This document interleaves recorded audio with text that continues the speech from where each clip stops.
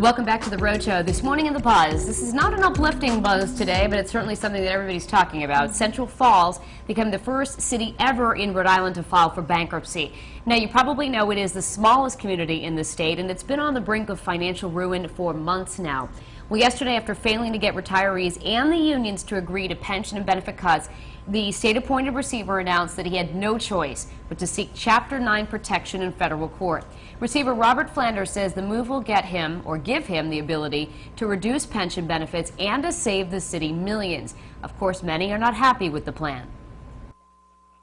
No one can be expected to lose half of their income and be happy about it, or be able to live without drastic reductions in your home budget. Now, Flanders is also asking the courts to throw out the police and fire department's collective bargaining agreements. They say city workers will also face layoffs in the future. All right, let's start first of all, though, with this decision itself. Do you think it was the right one for Central Falls to do it at this point? I think at this point, given that Central Falls has tried many things and they've been struggling for a very long time, I feel like it probably was their right move at this point in time. However, I feel like this is now might become a trend for other people who are maybe just starting to struggle, so they'll use, claiming bankruptcy as a cop-out or something. But I feel Central Falls, they've been struggling. Yeah. And they really have been, and maybe this is the move that they needed to make. What do you think, Michelle?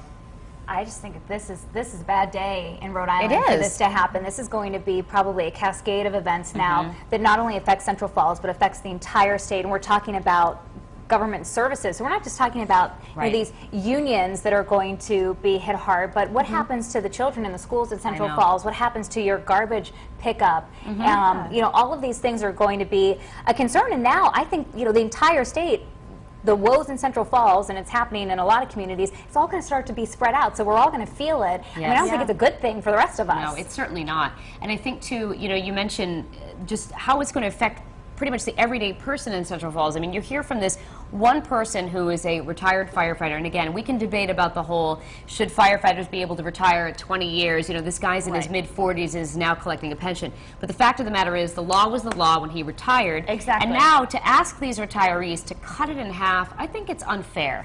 I really do. I mean, in my mind, there had to be some sort of a better way to maybe slowly reduce it, or I just think, what's going to be the problem now when these guys are getting half the income? I understand that, but now what's going to happen? They're going to be able to collect unemployment or underemployment now, so the money's going to come from somewhere else. It's not, I don't know. You're right. I mean, the system is messed up. Yeah. So there has to be a time when you say, okay, we have to be done. And I think that's what Central Falls is doing. They're saying, we're done, we have to move forward. Is it fair to the people who went to work, retired from work with a certain plan in mind? No, it probably isn't. But shame on the unions for not being able to come to some sort of agreement. Everybody has to give. I mean, I remember a couple of years ago, things were even worse, and our company, our private company that we all worked for said, guess what, guys? Here's the bottom line. This is getting cut, this is getting cut, this is getting cut. And we didn't have a say. We couldn't fight over it, and that's what's going to happen now to these unions.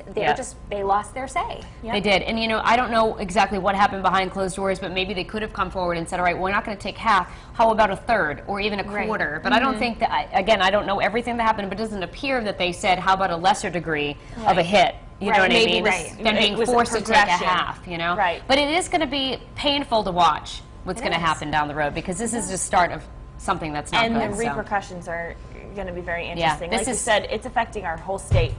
Eventually, it may. So I'm interested to see what people feel about this online, Courtney, because I think, people initially think it's a bad move, but, it goes a little bit deeper than just black and white here. Absolutely. There's a lot of reading behind that story there that maybe folks don't know about, but they are weighing in this morning and how they feel about that city there. Let's start on the live blog on foxprovidence.com, and Ben F. says Central Falls has come a long way from being home to mill-working religious French Canadians of years ago. Hitting rock bottom is quite a blow. And Joey B. said, I think there's always the possibility of other cities following suit and filing for bankruptcy, but it would be rare.